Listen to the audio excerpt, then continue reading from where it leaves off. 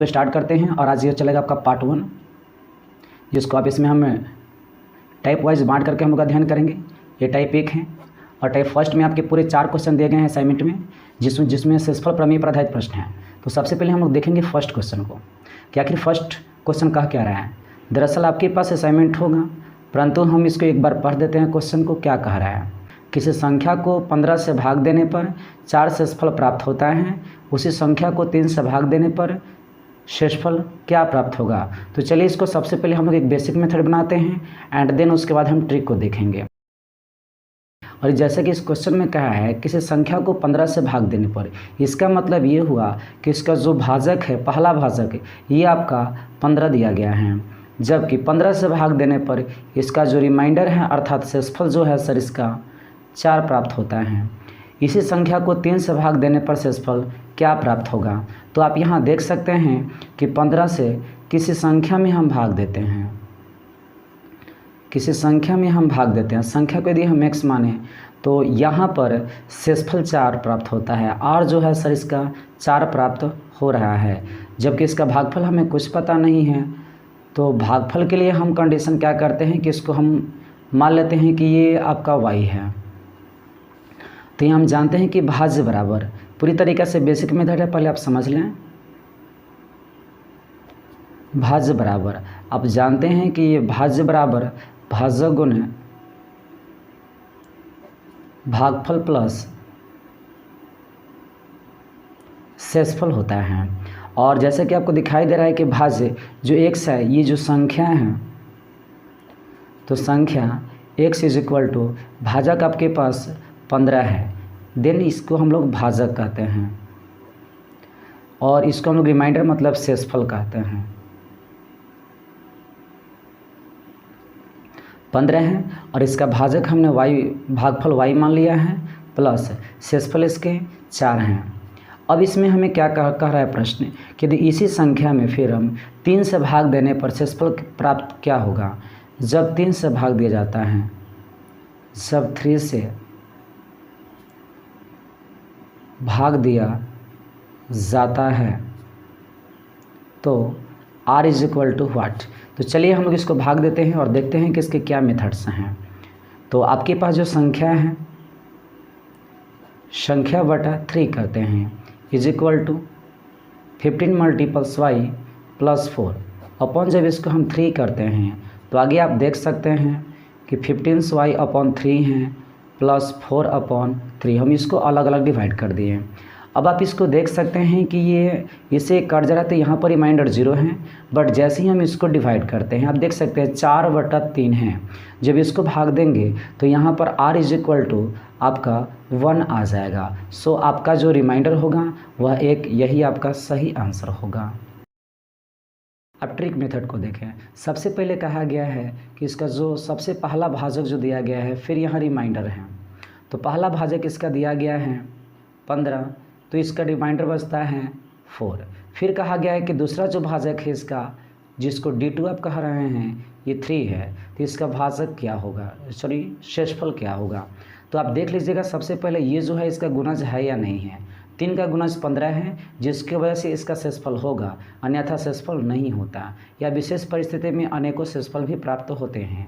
इस सिचुएशन में हम करते क्या हैं कि आज ये डायरेक्ट जो नया वाला भाजक होता है तो पुराने वाले शेषफल में ही हम भाग देते हैं, अर्थात 4 में हम 3 से भाग देंगे तो एक बार में ये 3 और आपका यहाँ रिमाइंडर 1 होगा और यही आपका सही आंसर होगा। दूसरा क्वेश्चन ये कहता है कि किसी संख्या को 16 से भाग देने पर, किसी संख्या को 16 से भाग देने पर D1 इसका 16 है और इसका जो R1 है 16 से भाग देने पर 8 शेषफल प्राप्त होता है। उसी संख्या को यदि हम 8 से भाग दें तो रिमाइंडर क्या प्राप्त होगा। तो आप देख सकते हैं कि यहाँ जो 8 है ये 16 को 8 जो है काट रहा है, मतलब 16 जो है 8 का गुणज है। तो हम देख सकते हैं कि 8 में 8 से ही हमें डिवाइड करना होगा, 8 से 8 में ही हमें डिवाइड करना होगा। तो जब 8 में 8 से डिवाइड करेंगे तो यहाँ पर आपको देखने के लिए मिला कि एक बार में 8 कट जाएगा और आपका रिमाइंडर जो है 0 आ जाएगा। सो आपका सही आंसर क्या होगा, 0। अगला हम बात कर लेते हैं सर आपका क्वेश्चन नंबर 3। फिर इसमें कहता है कि किसी संख्या को 18 से भाग देने पर 4 शेषफल प्राप्त होता है।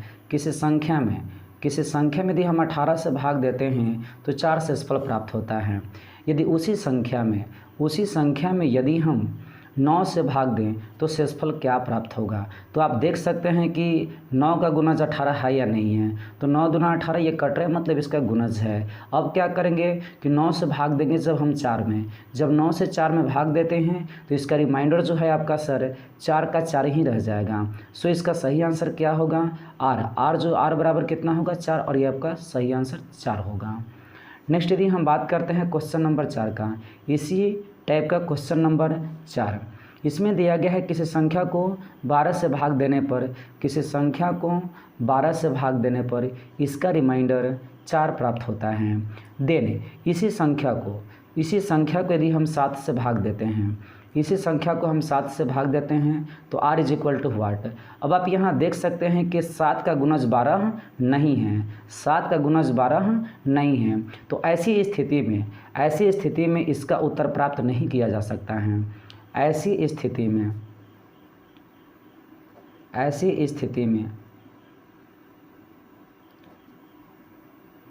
इसका उत्तर प्राप्त नहीं किया जा सकता है।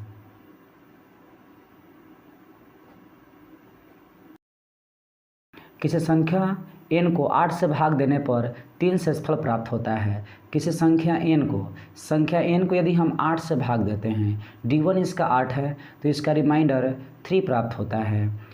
जब ये 8 से भाग देते हैं तो रिमाइंडर 3 प्राप्त होता है। फिर कहता है कि किसी संख्या 2n को 8 से भाग दें। जब n को हमने 8 से भाग दिया था, अब यहाँ 2n को 8 से भाग देंगे तो इसका शेषफल क्या प्राप्त होगा, तो r2 is equal to what. तो ऐसे सिचुएशन में हम r को ही, ध्यान दीजिएगा, r को ही हम इसको दोगुना करके और तब 8 से भाग देते हैं।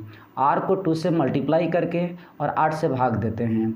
तो यहाँ पर हो जाएगा 3 × 2 is equal to 6। It means 6 में हम 8 से जब भाग देंगे तो मेरे पास रिमाइंडर 6 ही रह जाएगा। सो आपका सही आंसर जो होगा 6 होगा। तो चलते हैं, बढ़ते हैं अगले क्वेश्चन की ओर। अगला क्वेश्चन जो है 6 नंबर, ध्यान दीजिएगा। अगला क्वेश्चन है कि जब किसी संख्या n को 6 से भाग दिया जाता है, किसी संख्या n को यदि 6 से हम d1 6 मान लेते हैं, भाग दिया जाता है, तो इसका जो r1 प्राप्त होता है वह 5 शेषफल प्राप्त होता है।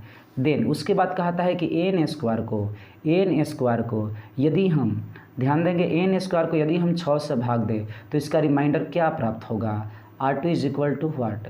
तो ऐसे सिचुएशन में जब n स्क्वायर कहता है तो हम क्या करते हैं कि r1 का ही हम फिर से स्क्वायर कर देते हैं। तो जब हम 5 का स्क्वायर करेंगे तो वैसे सिचुएशन में 25 आएगा, और 25 में जब फिर से हम 6 से भाग देते हैं तो 4 बार में कटेगा और आपका रिमाइंडर 1 आ जाएगा, और यही आपका सही आंसर होगा।